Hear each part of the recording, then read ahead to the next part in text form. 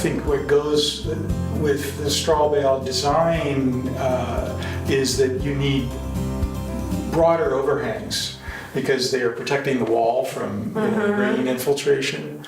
But I really like that, and it has an added advantage of really good thermal control because the sun doesn't get direct radiant penetration into the house. Yeah, that's a good thing to point out for me because I don't like the overhang. It cuts off my sky. You know, our old house had, you know, those overhangs, and it just, you know, there was lots of window space, but for some reason it still cut off, you know, the sense of openness, which in this house is not cut off for me. So, well, part of it has to do with using the corrugated tin to reflect. Reflect, okay. Yeah, so there's because our overhang had been, you know, redwood. Yes. Just the aesthetic of, I think, what you can accomplish with this kind of construction is, to me, very exciting. Yeah.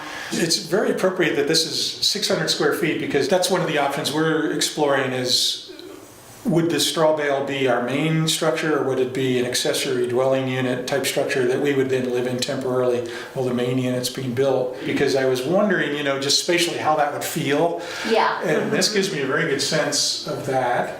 I'm, you know, imagining the footprint in my mind and going, oh, it's actually quite large, 600 square feet. It's the combination of things. It's the combination of the skylight, Yeah. the ceiling height, Yes. the windows placement, and a number of other things that all together, when they're combined, they lead to this feeling of, I am definitely not in a mushroom farm. Yeah. That's right.